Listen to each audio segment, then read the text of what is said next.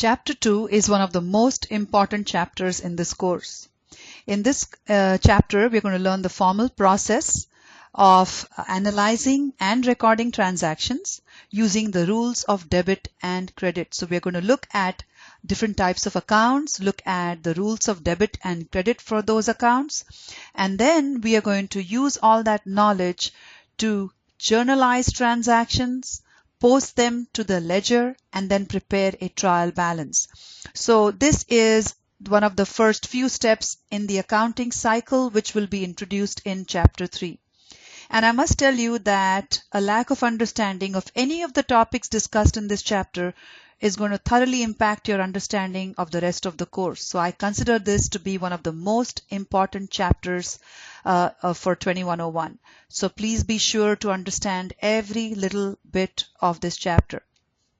So the first thing we are going to talk about is the concept of an account.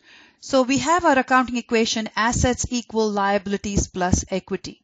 Each of these elements of the accounting equation is made up of several different accounts. So an account is a record that we keep of increases or decreases in each of the elements of the accounting equation. So we have different types of asset accounts, different types of liability accounts, and different types of equity accounts. So a lot of what we're going to do now is going to be a little bit of a review from Chapter 1. So asset accounts. We know that assets are resources owned by a company. And so what are the different types of asset accounts? We have cash, land, buildings, equipment, supplies, and we also discussed accounts receivable and notes receivable. In addition to these, I'm going to introduce one more asset account to you, and that is referred to as prepaid expenses. Now, you see the word expenses, along with the words prepaid, but this account here is not an expense account, it is an asset account. So what are prepaid expenses? Prepaid expenses are expenses that you pay ahead of time. So for example, you pay 1 year's rent in advance. You have not yet received benefit of living in the property that you have rented out, and you've paid all this rent in advance. So what you have is an asset, and this asset will become an expense eventually when you start using the property that you have rented. But before you receive any benefit, that advance payment is considered to be an asset. Other examples of prepaid expenses which are assets are prepaid insurance, prepaid subscriptions, which is advance payment for your magazine subscriptions, and prepaid rent, which I just discussed. So all these are asset accounts. Liability accounts are what we looked at in Chapter 1, accounts payable and notes payable, and several other liability accounts such as wages payable, rent payable, utilities payable. In addition, we have accrued liabilities, which is another term for all amounts that we owe but haven't yet paid. And then I'm going to introduce to you one other liability account, which is the opposite of a prepaid expense, and that is an unearned revenue. So prepaid expenses are assets, and these are expenses which we've paid for ahead of time before we receive benefit. If we were on the other side of the fence where we were the party receiving those advance payments, then as far as we are concerned, it is a liability. So if we were the landlord receiving that advance payment of rent, 1 year's rent ahead of time, we are receiving that advance payment before our tenant has used the property, before we have provided the benefit to that tenant. And so when advance payments are received from customers, before we've provided products or services to them, that is a liability that we have to provide those products or services to those customers in the future, and that liability is termed as an unearned revenue. Okay, so unearned revenues are liabilities. We've looked at equity accounts, and I've told you that equity is the owner's interest in the business and is the owner's claims to the assets. And we discussed that equity accounts have two components. They're mainly contributed capital and retained earnings. So we have these two main components of equity, and we also know that dividends impact equity. So equity accounts are common stock, retained earnings, revenues and expenses, and dividends. And why do we include revenues and expenses and dividends as part of equity accounts? Because all these are going to impact retained earnings, and retained earnings is an equity account. Okay? So we have revenues, expenses, and dividends which impact retained earnings, and as such, they are part of the equity accounts, but we need to keep in mind that there are several different types of revenues, several different types of expenses, and therefore each of these revenues and expenses are going to have their own individual account. So another recap of what impacts equity. Equity is impacted by common stock. Common stock adds to equity. Equity is impacted by dividends. Dividends take away from equity.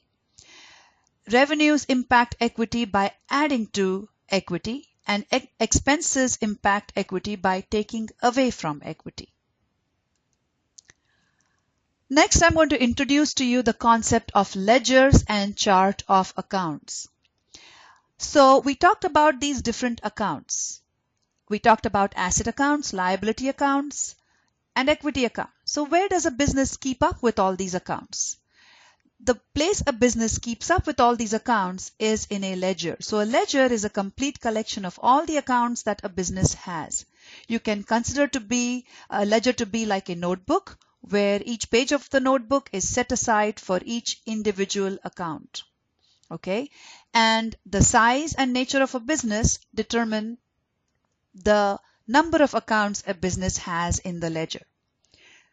So the chart of accounts then is like a table of contents to that ledger, where each account that a business has is listed along with a number that identifies the account. So a chart of accounts is a complete list of all the accounts in a company's ledger with an identifying number. So what you see here is a chart of accounts for a company, and you will notice that there is a number beside each of these, and that number identifies the account. And there is a numbering system. So all asset accounts begin with the number 1, all liability accounts begin with the number 2, equity 3, and then revenue accounts 4, and expense accounts 6. This is not a standard numbering system. This is just a numbering system that is used in this example. And, a larger business would run out of account numbers if they use this. So each business has their own numbering system. You really don't need to know it. You just need to know that there is a numbering system out there that identifies each account in a chart of accounts. Now, for the very first time, we're going to introduce to you the concept of debits and credits. So, what we have is the concept of a T account. And so we are going to use this T account concept to explain the rules of debit and credit to you. So a T account is nothing but a big T that you draw out on a paper, write out the name of the account at the top, whatever it be, and then we have the left side which represents the debit side and the right side which represents the credit side. Okay? The left side is the debit side, right side is the credit side. The abbreviation for the word debit is DR, the abbreviation for the word credit is CR. And so we are going to use the debit side to record times when the account is debited, and we're going to use the credit side to record times when the account is credited.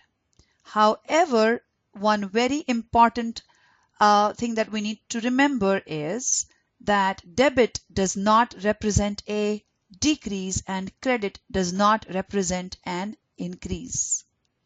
So we are going to use a T account to quickly understand the effects of a transaction on an account. I use T accounts very extensively throughout the course, and you should too.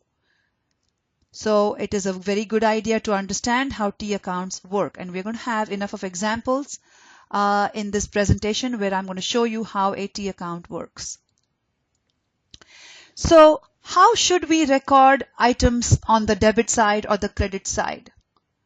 We just said that debit does not equal a decrease and credit does not equal an increase. So how do we record events in a T account? Well, we have rules of debit and credit. And these rules of debit and credit vary according to the type of account that we are referring to. So asset accounts have their own rules of debit and credit. Liability accounts have their own rules of debit and credit. And equity accounts have their own rules of debit and credit. For asset accounts, increases are recorded with a debit and decreases are recorded with a credit. For liability accounts, increases are recorded with credits. So they are the opposite of assets, and decreases are recorded with debits. Equity accounts follow the same rule as liabilities. Increases are recorded with credits, decreases are recorded with debits. Now, equity accounts are unique because they're made up of several different types of accounts. So let's expand out equity accounts. So we have common stock, which adds to equity. And so for common stock account, increases are recorded with credits and decreases are recorded with debits. Dividend accounts take away from equity. So the rules of debit and credit are the opposite of the common stock account. Increases in dividend accounts are recorded with debits and decreases are recorded with credits. Revenue accounts add to equity, so they follow the same rules of debit and credit as common stock. Expenses take away from equity, so they follow the same rule as dividends. So, each type of equity account has a different rule of debit and credit. So how are you going to remember all these rules? We basically have just two rules. One rule where increases are recorded with debits and decreases with credits. And the second rule where increases are recorded with credits and decreases are recorded with debits. So there are categories of accounts which fall in this category right here. And there are categories of accounts which fall in this situation right here. So which are the accounts where increases are recorded with debits? Assets, expenses, and dividends. And which are the accounts where increases are recorded with credits? Liabilities, revenues, and equity. So, we have accounts which fall in either one of these two categories. And so if we remember that assets, expenses, and dividends are where debits are recorded with an increase and credits are recorded with a decrease, then we can easily know the rules of debit and credit. And likewise, with liabilities, revenues, and owner's equity, increases are recorded with credits, decreases are recorded with debits. So we know that these type of accounts follow this rule. So here is a summary of these rules, and you really need to know these rules backward and forward. So we are going to now learn how to use a T account. Okay, so I'm going to start with a simple situation for cash. Here we have a new business that receives $100 from the owner shareholder in exchange of common stock. We saw an event such as this in Chapter 1 for Red Company, where the owner invests in the business. And so the two accounts that would be affected in this situation would be cash and common stock. So how is cash affected? This business received $100 cash. So the cash increased, and cash is an asset. And so the rules of debit and credit are such where increases in asset accounts are recorded with debits. So I'm going to record the $100 on the debit side. The business later pays $25 to purchase supplies. So when the business pays $25 to purchase supplies, the cash in the amount of $25 is going to decrease. And cash being an asset account, decreases are going to be recorded with credits. So I'm going to record the $25 right here on the credit side. So it asks us then to figure out the balance of the cash account after recording these events. So if I have to determine a balance of an account, I draw a line across, and this tells me that I'm ready to record the balance of the account. And then I subtract the side that is lower from the side that is higher, and I record the balance on the same side that is higher. So in this case, I'm going to subtract the $25 from the $100, and I get $75, and I'm going to record that below this line on the side that is higher. This tells me that my cash account has a debit balance of $75.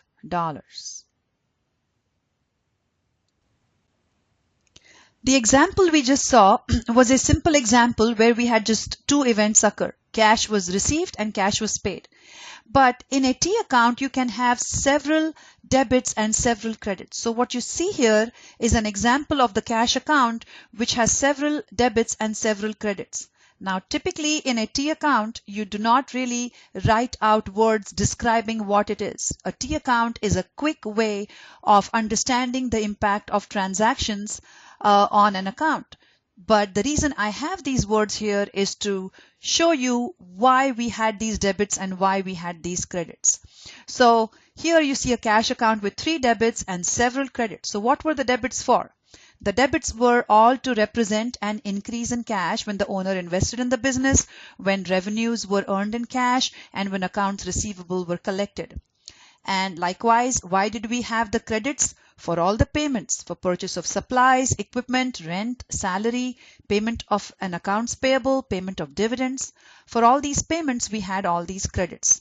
So when we have several debits and several credits, how do we determine the balance of an account?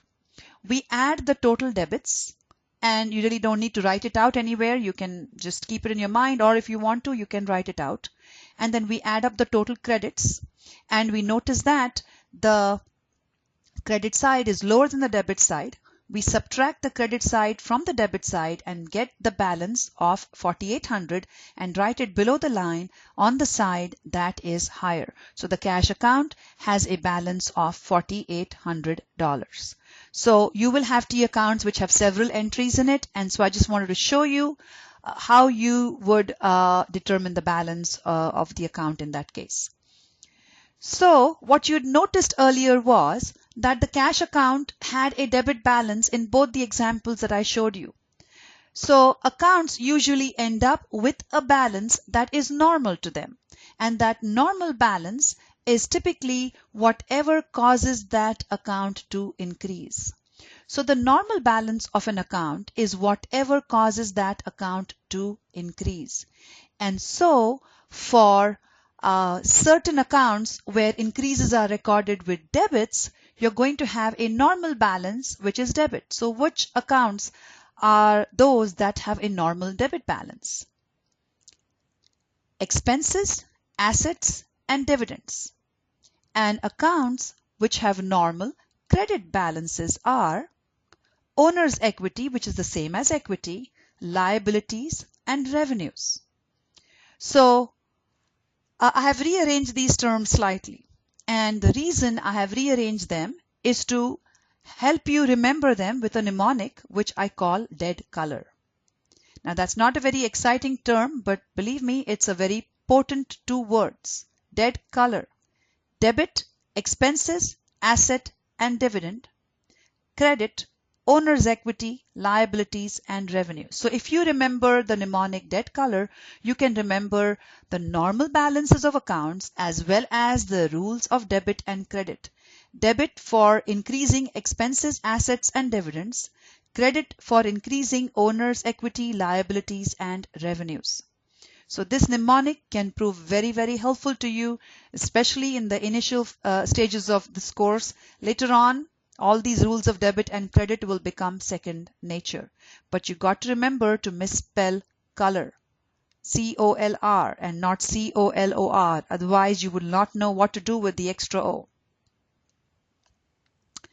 So now we are going to, learn how to use T accounts, because like I told you, T accounts I use very extensively throughout the course. They are a very, very important way for you to solve several problems. So I have picked three short problems to help us understand how we record events in T accounts. I'm going to use the cash account first because we're familiar with the cash account. We know that cash is an asset where increases are recorded with debits and decreases are recorded with credits. So let's take a look here. During August, Frugal Company had $105,000 of cash receipts. That means cash collected, and $86,000 of cash disbursements, which is cash paid. So this is information given to us for the month of August. The August 31 cash balance was 28,000. And so if this is what happened in August and this is what is the balance at the end of August, that is our ending balance. And what do they want us to do? They want us to determine how much cash the company had at the close of business on July 31, which is the beginning balance as of August 1.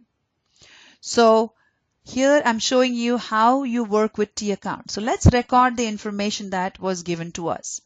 So for the amount of cash receipts, it's going to be an increase in cash going to be recorded with a debit. For the amount of cash disbursements or cash payments, it's going to decrease cash, we record it with a credit. And the August 31 balance will be recorded on the debit side because the normal balance for cash is a debit. And so what are they asking us to figure out? They're asking us to figure out the beginning balance of cash. And so that is the number that we have to find out. That would go right there, the beginning balance. How do you find that out? We know that we have to add up all the debits, subtract out the credits from the debits to get the balance. So I'm going to call that X. X plus 105,000 minus 86,000 is equal to 28,000, and then I'm going to solve for the X. And so X will be equal to $9,000. So you have to be able to figure out any missing component from the cash account by knowing where the numbers are to be recorded. So the next account I've picked is also an asset account, accounts receivable. Okay, we know accounts receivable are rights to receive payments in the future. And we know that accounts receivable will increase when we sell on credit, and accounts receivable will decrease when we collect from the customers who owe us money. So keeping that in mind, let's see what this problem is about. They've told us that on September 30th, Generous Company had $35,000 balance in accounts receivable. And then they talk about events that happened during October. So obviously the September 30th $35,000 balance is going to be the beginning balance and will be recorded on the debit side. Now let's see what they tell us about October. They told us that during October, the company collected $82,000 from its credit customers. So they collected cash from the customers. So accounts receivable will therefore decrease. And so that $82,000 will be recorded on the credit side because when accounts receivable decreases, it is an asset and decreases in asset accounts are recorded with credit. So that $82,000 is going to go right there. Next, they've told us that the October 31 balance in accounts receivable was $42,000. That refers to the ending balance, and so the ending balance is going to be recorded on the debit side because that is going to be the normal balance for the accounts receivable account. What do they want us to find out? They want us to determine the amount of sales on account that occurred in October. So sales on account will increase accounts receivable and therefore will be recorded on the debit side. So the missing number is going to be on the debit side. So we have to solve for this X. 35,000 plus X minus 82,000 is equal to 42,000. Therefore, X is $89,000. The next T account we're going to work with is accounts payable. So I've picked now a liability account. Let's talk about accounts payable. Accounts payable increases when we purchase on credit and decreases when we pay off the amount that we owe. And we also know that the normal balance of accounts payable is a credit because it's a liability account. So here they've told us in-debt company has $148,000 of accounts payable on March 31 and $132,000 on April 30. So obviously these are the beginning and ending balances. And so the beginning balance will be recorded right there on the credit side and the ending balance will be recorded right there on the credit side. They've also told us that total purchases on account during April were $225,000. When we purchase on account, it's going to increase accounts payable, and increases in accounts payable which are a liability will be recorded with a credit. So that 225 will go right there. What do we have to determine? We have to determine how much cash was paid to suppliers in April for purchases on account. So the amount that we have to determine is going to go on the debit side, because when we pay the amounts that we owe to our suppliers, it's going to decrease accounts payable. So that's the amount that we have to determine. And so how do we determine that X?